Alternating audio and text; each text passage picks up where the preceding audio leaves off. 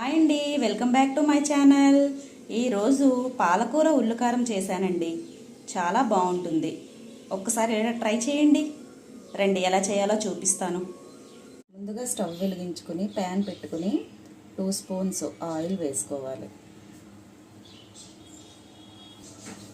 Oil heat అయిన తర్వాత 1 spoon జీలకర్ర, ముక్కలుగా కట్ చేసుకున్న 1 ఉల్లిపాయ, 4-5 వెల్లుల్లిపాయ రెబ్బలు వేసానండి. ఇది ఎక్కువగా ఫ్రై కావాల్సిన పని లేదు, కొంచెంగా వేగితే సరిపోతుంది. ఇది ఉల్లికారానికి ప్రిపేర్ చేసుకుంటున్నాను. ఇందులోనే 2 టమాటాలు కూడా కట్ చేసి వేసుకుని కొంచెంగా ఫ్రై అయితే సరిపోతుంది, పచ్చివాసన పోయేంత వరకు. ఉల్లికారానికి పచ్చివి కూడా వేసుకోవచ్చు, కొంచెం ఫ్రై చేసి వేస్తే టేస్ట్ చాలా బాగుంటుంది. ఇదిగోండి, ఇలా ఫ్రై అయింది కదా. ఇప్పుడు దీంట్లో 1 స్పూన్ కారం వేసి స్టవ్ ఆఫ్ చేసేసి మిక్సీ పట్టేసుకోవాలి. ఇప్పుడు మళ్ళీ వేరే కళాయి పెట్టుకుని 3 స్పూన్స్ ఆయిల్ వేసుకోవాలి. ఆయిల్ కొంచెంగా హీట్ అయిన తర్వాత 1 స్పూన్ ఆవాలు, 1 స్పూన్ మినపప్పు, 1 స్పూన్ శనగపప్పు, ఎండుమిరపకాయలు, కరివేపాకు వేసి అది కొంచెంగా ఫ్రై అవ్వనిద్దాం. 1 చిటికెడు ఇంగువ కూడా వేసి కొంచెంగా ఫ్రై అవ్వనిద్దాం.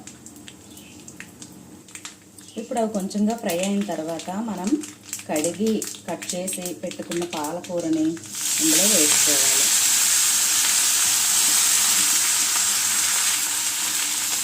ఇది కొంచెంగా కలిపి మూత పెట్టి మగ్గనిద్దాం.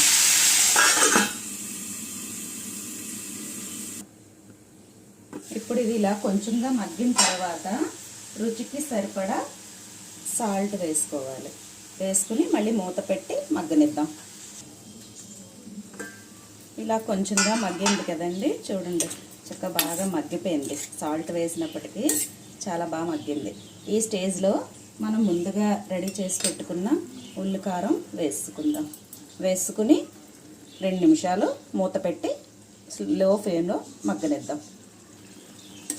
ఇవ్వండి, కొంచెంగా ఇలా కలుపుకుని బాగా మొత్తం అంతా ఉల్లికారం పట్టేటట్టు బాగా ఫ్రై చేసుకుని మగ్గనిస్తే ఇంకొంచెం సేపు ఉడకనిద్దాం.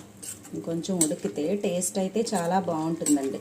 వేడి వేడి అన్నంలో ఇది కలుపుకుని తింటే రుచి చాలా బాగుంటుందండి. ట్రై చేయండి ఎవరికన్నా ఒకవేళ నచ్చితే. ఓకేనా అండి? ట్రై చేసి కామ్గా ఊరుకోకుండా నాకు కామెంట్ కూడా పెట్టండి. చాలా టేస్ట్గా ఉంటుందండి. అంతేనండి, ఎంతో రుచిగా ఉండే పాలకూర ఉల్లికారం రెడీ అయింది. ఈ వీడియో కనుక మీకు నచ్చినట్టయితే లైక్ చేయండి, షేర్ చేయండి, సబ్స్క్రైబ్ చేసుకోండి. Thank you.